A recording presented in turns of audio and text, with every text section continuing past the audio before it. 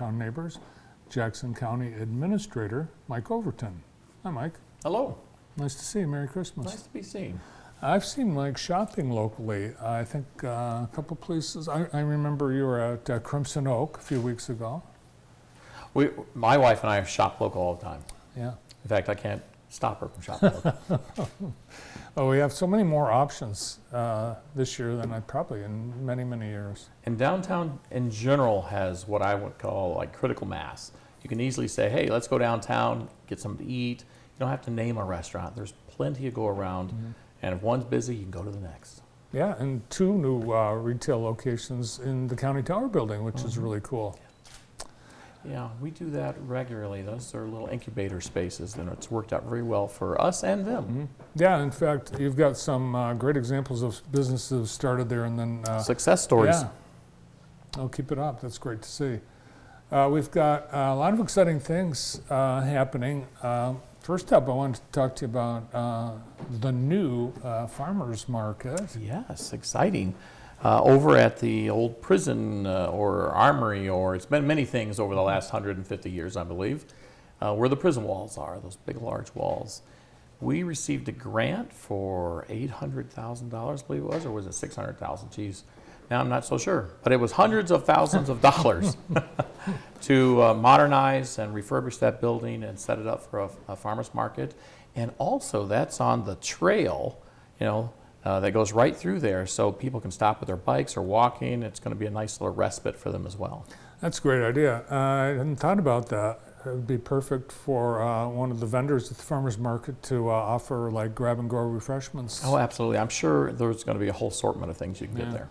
So the current space, it's just open field, but 2 old abandoned buildings. One of those buildings stays and one goes? That's correct. The smaller of the 2 is more of a very large garage, I would say. It must have like 6 giant bays, doors. The larger building is the old commissary where they used to feed 5,000 inmates. Unfortunately, the roof collapsed and the bricks are not structurally sound anymore, so we're going to be raising that one. So it's, I think a lot of people remember the old Armory Bike Union. Yes. That was in operation for a few years. Well, that'll be cool. So, we have the Green Market, we have Grand River Farmers Market. What's the idea that there might be consolidation? What I've been told is that they're looking to consolidate down there, so that should be great. In fact, I heard the hospital has said much the same, because I know they have a little farmers market out there. Mm-hmm. And this could really, truly turn into something grand, if you will, over in a few years. You walk before you run, but we're looking forward to the opportunity there for some fresh produce. And again, we'll start small. We are currently out to request for proposals. We're the county government. We're not necessarily experts at running a farmer's market. Mm-hmm. We'll hire someone to manage the operation, and hopefully it'll flourish from there. That'll be cool. Very exciting, and what a great use of space that you already have. Yes, very much. The jail, that's something that I know has been on the county's mind. It has been very much on our mind. The jail, the board just this month, should be finalized tonight, have selected a plan and for an addition out at Chanter Road. So unlike the last plan, this one here, we're going to actually reduce the bed count. It's going to be less beds by about 31 beds. Mm-hmm. And really what we're doing there is we're refurbishing an existing facility over their space. Those 2 A and B wings over there, they house about 126 people each. Mm-hmm. Well, one of those we're going to turn into more of temporary and holding, and have a few padded cells and some weekend cells and things that better utilizing the space we have. And then the new element of the jail will be a space that's very flexible, but it's where you can isolate and basically incarcerate the more serious felons. So I think the first plan that voters faced and did not approve was the rebuilding or downtown. Yeah. So you would just, what what would you do with the downtown jail? The current plan is to downtown, we will vacate that building. Oh, wow. And the sheriff and his patrol officers, I shouldn't say the sheriff, but his patrol officers would be in a new space down at Channel Road. And that's really not even new space there. We're taking an existing part of that jail and refurbishing it to house those officers. Be a much better space for them, and frankly, a less costly option to do that rather than build something new. And of course, the space down at Wesley Street is, it's over 70 years old, and it was built like a nuclear fallout shelter. You really can't refurbish that. I mean, between the rebar and the 2-foot thick walls and everything there, it's really difficult and very costly. It's actually cheaper to build new than it is to try to refurbish that thing. So the plan would be to tear down what's remaining? Yep, that's what it would ultimately be, to tear that down, ultimately. Is there a price tag on this The whole thing? Well, the new facilities and everything down there is going to come in somewhere around $50 million. Okay. Depends on inflation and things like that, but yeah. And it's a permanent, long-term solution, not any kind of stopgap? No, long-term solution. We should get another 50 to 100 years out of it, the way it's built. Back in the old days, how they built jails, it's just like you see in the movies. It's really kind of lame.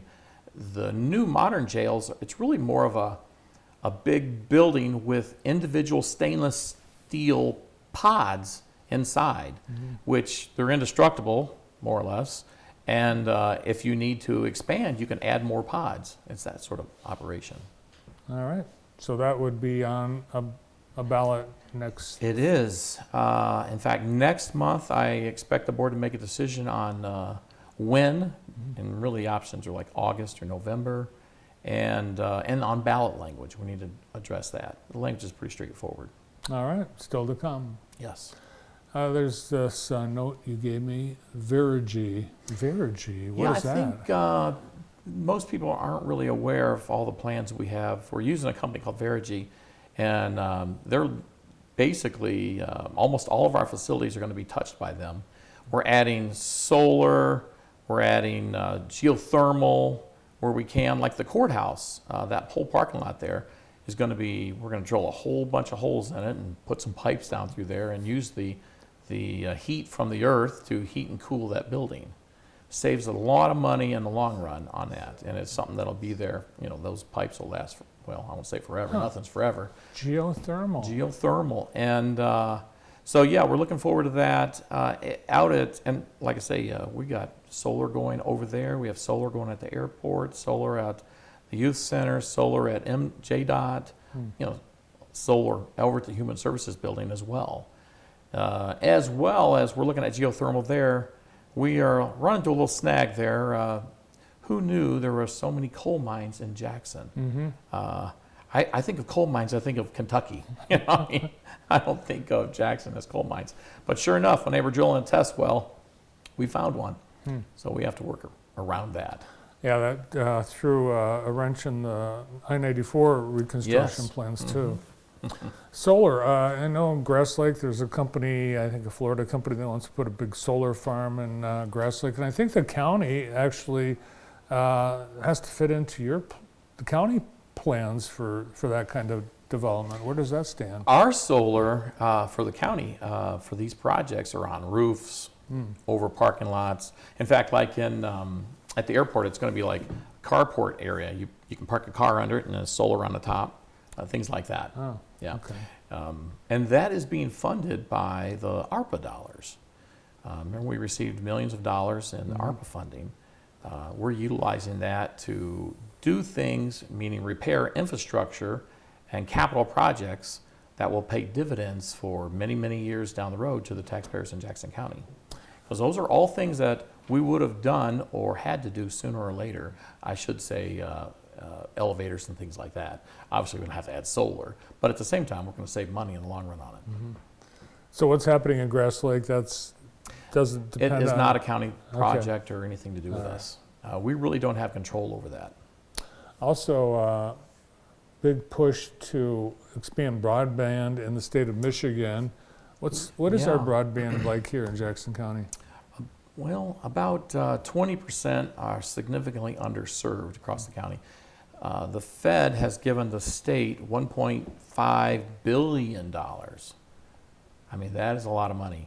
And so we are already putting together a committee. We will finalize that committee next month as far as the public membership of that committee. And they need to submit an application to the state by, I think it's end of May, early June. And I expect that we'll receive $40–50 million to build out fiber through the remaining part of the county where it's underserved. Some it's not served at all.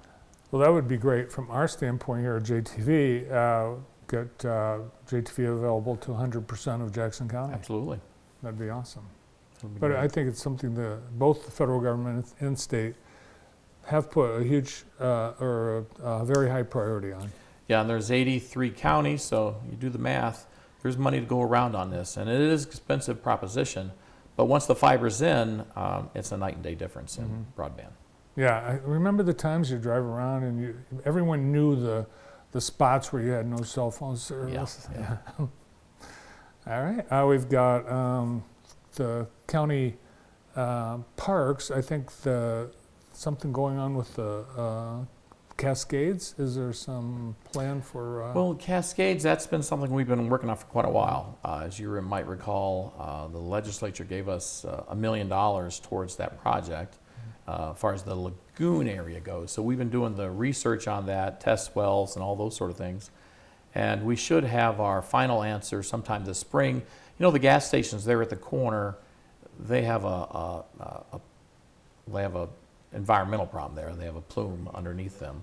So what we do to the Cascades may affect that plume, and we don't want to cause it to migrate. So that's why we're testing the ground right now, groundwater, all that. But once that's determined, then it's just a matter of the board choosing to move forward or not with the dredging of the Cascades lagoon area.